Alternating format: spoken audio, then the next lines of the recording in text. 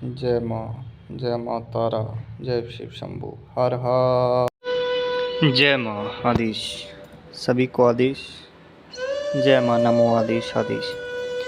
आज हम बात करेंगे स्वयं के द्वारा सिद्ध किए गए कार्य के बारे में, कि स्वयं हम कैसे अपनी खुद की जो प्रॉब्लम्स है उसको कैसे फेस करें। तो इसके लिए साधना नियम रहेगा, उपाय रहेगा, और आपको अपनी कुलदेवी की साधना का भी विषय है तो वो इसी में इंक्लूड करके आपको बताया जाएगा। ठीक है, तो साथ ही देखिए, सबसे पहला तो मेरे चैनल पे अगर कोई नया है तो वो पहला तो इसको सब्सक्राइब करें।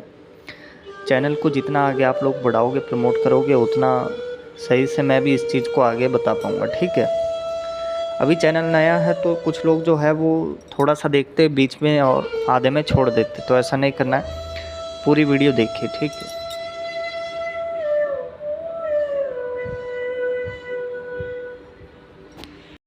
क्योंकि क्या होता है कि आगे लोग इन चीज़ों को समझते नहीं है, तो वो बाद में मेरे पास व्हाट्सएप में या फेसबुक पे मैसेज आते हैं कि गुरुजी हमारे खुद के जो कार्य है वो कैसे सिद्ध करें, या खुद की कुलदेवी का ही कुछ लोगों को तो मालूम नहीं है। ठीक है, तो कुलदेवी का विधान ये रहता है कि आपकी जो कुलदेवी होती है, आपके कोई पुरोहित हो, कोई पंडित हो, उनसे आप पता कर सकते हैं। यदि ये भी आपके पास ना हो तो मेरे व्हाट्सएप के नंबर पर मैसेज कीजिए, आपकी कुलदेवी का नाम आपको पता करके दे देंगे। ठीक है, अब मेन बात आती है कि आपके बहुत से कार्य रुके होते हैं, आप बहुत जगह जाते भी हो, तो मैक्सिमम लोगों को कहा जाता है कि आपकी कुलदेवी नाराज़ है या आप कुलदेवी की साधना करो, सारे प्रश्नों का हल होगा। देखिए, कुलदेवी ही आपकी सर्वप्रथम है, क्योंकि वो आपका इष्ट है, आपके घर का एक सदस्य है। जब तक वो रुष्ट रहेगा तब तक आपके कोई भी कार्य सफल होने वाले नहीं हैं। ठीक है,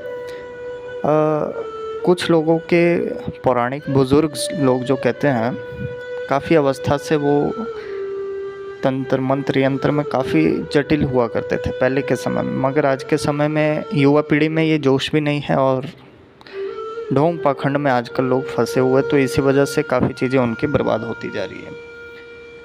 तो साथियों, आज बात करेंगे कि कुलदेवी की साधना कैसे करें। सबसे पहला तो आपको आपकी कुलदेवी का मंत्र यदि नहीं है तो वो भी मैं इस वीडियो में आपको बताऊंगा। ठीक है, सबसे पहला साधना का नियम है, साधना आपको 3 दिवसीय या 9 दिवसीय साधना आपको करनी पड़ेगी। नियम आपका अखंड ब्रह्मचर्य रहेगा, प्याज लहसुन आपका बंद रहेगा, चाहे आपकी कुलदेवी तामसिक हो सात्विक हो उससे फ़र्क नहीं पड़ता, मगर नियम यही है, दिया आपका 9 दिन या 3 दिन तक अखंड रहेगा। ठीक है, और ये साधना आप घर पे बैठ के आराम से कर सकते हो। इससे कोई आपको घर की अगर कोई गंदी चीज़ें भी है वो भी ऑटोमेटिक बाहर जाएगी।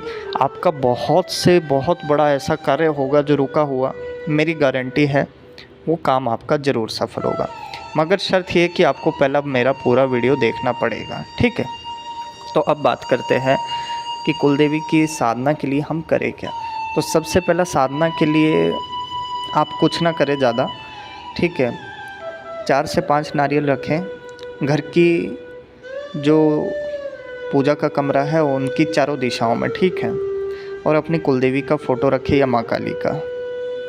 इसके बाद माँ को पुष्प वगैरह चढ़ाएं, शहद वगैरह दिखाएं, भोग वगैरह दिखाएं। ठीक है, अब आपने करना क्या है कि एक पत्थर लेना है, पत्थर कागज़ हो या कोई और पात्र भी हो चलेगा। ठीक है, और उसमें अपनी कुलदेवी का मंत्र लिखना है या कुलदेवी का नाम लिखना, और वो अपने कुलदेवी के जहाँ पे आप पूजा कर रहे हो उनकी फ़ोटो या मूर्ति जो भी है उनके पीछे रख देना, या जो भी आपके इष्ट हो, जिनको आप मानते हो। ठीक है, का नाम लिख के और अपनी जो परेशानी है वो भी लिखनी है, मेरा ये बड़ा काम है, ये नहीं बन रहा है। ठीक है, इसके बाद आपको जो मंत्र है वो इस तरह से रहेगा, ओम क्रीम क्रीम होम होम मम कुलदेव्ये त्रीम त्रीम नमः देव्ये शक्तिये सर्व सिद्धम कुरु कुरु स्वाहा। ठीक है, ये एक बार मंत्र मैं आपको लिख के दे दूंगा। ठीक है, और इसके बाद आपको करना क्या है, जब आपने ये मंत्र का जाप करना हो तो या तो सुबह का समय हो या शाम का, और इस मंत्र की आपको रुद्राक्ष के ऊपर 9 से 11 माला करनी है। यदि संभव हो सके तो ये मम सर्व कार्य या मम कुलदेवी की जगह अपनी कुलदेवी का नाम लीजिए, ठीक है। इसके बाद आपने करना क्या है कि आपने जो चारों तरफ के नारियल रखे हुए हैं उन पे सिंदूर से, जो हनुमान जी को सिंदूर चढ़ता है केसरी नंदन वाला, वो वाला सिंदूर जो है वो माँ को आपने चढ़ाना है, ठीक है। अब ये सारी चीज़ आपने कर ली। आप 6-8 दिन बैठ गए, बैठना पूरी निष्ठा से पड़ेगा। आधे अधूरे में नहीं उठ सकते, ठीक है। आधे अधूरों में उठोगे तो कुछ भी नहीं होगा। अब चाहे आपके घर में प्रेत हो, चाहे कोई दूसरी चीज़ हो, ये लगेगा आपके घर की कुलदेवी को ही। दीपक आपके इसमें 3 रहेंगे, 1 दीपक अखंड रहेगा, 2 दीपक आपके घी के रहेंगे, छोटे दीपक। जो अखंड दीपक रहेगा वो तेल का रहेगा, उसमें 1 रुपये का सिक्का आपने डालना है अपनी कुलदेवी के नाम से कि हे माँ, जब मेरा बड़े से बड़ा कार्य आप करके दोगी, मेरी सारी परेशानियों को आप हल करोगी, तो माँ आपका जो भी स्थान है वहाँ पे मैं ये 1 रुपया आपका चढ़ा दूँगा, ठीक है। इस तरह से माँ को बोल के वो दीपक में आपने 1 रुपया डालना है। 1 रुपया डालने के बाद आपने या तो कोई माँ लक्ष्मी का स्तोत्र हो वो जप करना है हफ्ते में 1 बार, या फिर दुर्गा सप्तशती का कोई पाठ हो या मंत्र हो उसका भी करना है, ठीक है। तीसरी बात, आपके यदि घर के आसपास की चीज़ें आपको परेशान करती या किसी को शत्रु का बहुत ज़्यादा भय है और उनके शत्रुओं के द्वारा या आपको कुलदेवी तक का दोष है, तो ये मंत्र आपका सभी कार्य में आपकी सहायता करेगा, ठीक है। तो मित्रों, आज सबसे मेन बात ये है कि सभी लोग साधना में घुसना चाहते हैं, मगर बतौर एक साधक आपको एक बात कहूँगा कि साधना में घुसना बहुत अच्छी बात है। युवा पीढ़ी के लिए ये चीज़ें बहुत अच्छी है कि वो सीखें इन चीज़ों को। और मेरा हमेशा रहता है कि यदि किसी को कुछ भी ऐसी मदद चाहिए होती तो उसमें मैं उनकी मदद ज़रूर करूँगा, ठीक है। बस शर्त ये कि मेरी दी हुई शर्तों पे वो चले और मेरे दिए हुए चीज़ों को वो समझे, क्योंकि हमने भी मेहनत की। ऐसा नहीं है कि एक दिन में कोई चीज़ बन जाती है, आपको पूर्ण जीवन भी लगता है। और कभी कभी क्या होता है कि आप 3 घंटे में भी सीखते हो। सीखने से क्या होगा, आपका परमार्थ का मार्ग सिद्ध होगा, ठीक है। आजकल लोग सबसे ज़्यादा किन चीज़ों के पीछे पड़े कि गुरुजी वो फलाने का ये कर दो, सो कर दो। ऐसा कुछ नहीं होता है भाई, ठीक है। सबसे बड़ी शक्ति आप स्वयं हो, आपके ही अंदर सब कुछ विद्यमान है।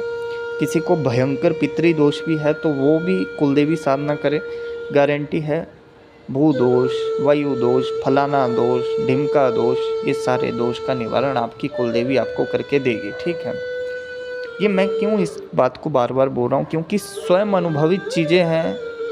हम भी लोगों के यजमान के घर में जाते हैं, कुछ लोग ऐसे भी है, यजमान ऐसे भी है, वो पंडितों से लाखों का खर्चा करवा के बैठे हैं, ठीक है।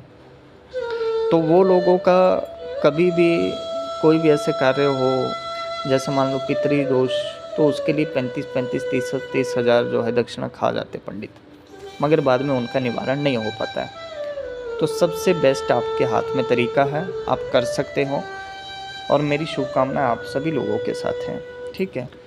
अब आपको जहाँ पे जो चीज़ समझ ना आए आप वो पूछिए, ठीक है। तंत्र की बहुल शाखाओं में बहुत सी शाखाएं हैं, मगर आप एक नाव के ऊपर पाँव रखिए, किसी एक शक्ति को पकड़िए, चाहे वो आपकी कुलदेवी हो।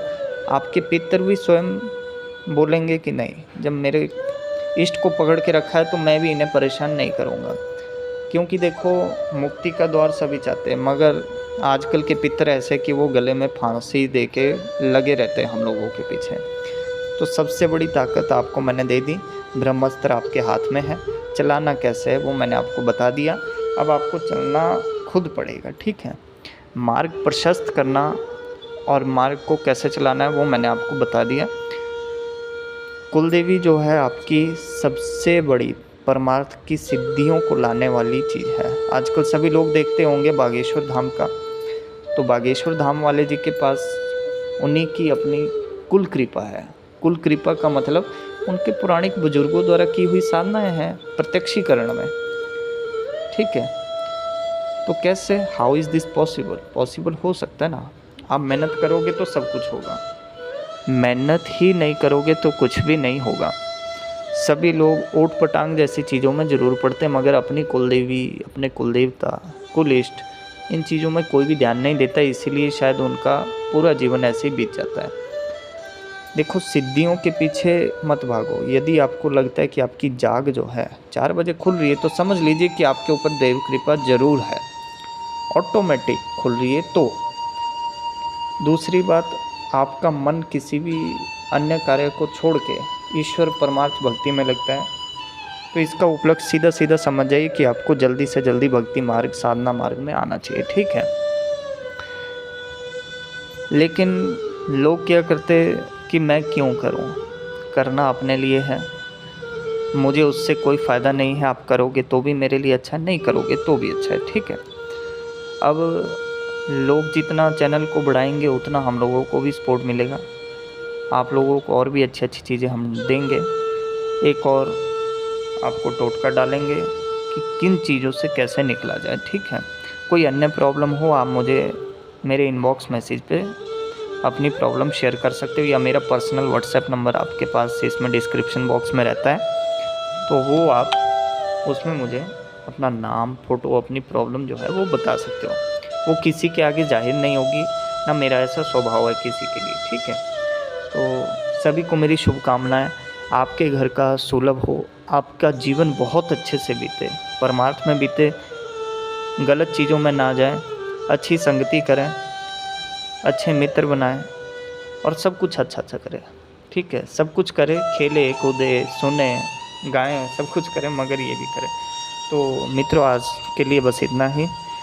जहाँ पे भी त्रुटि हुई हो, माँ का एक छोटा सा बालक समझ के माफ़ कीजिएगा। और जय माँ आदेश, सद नमो आदेश।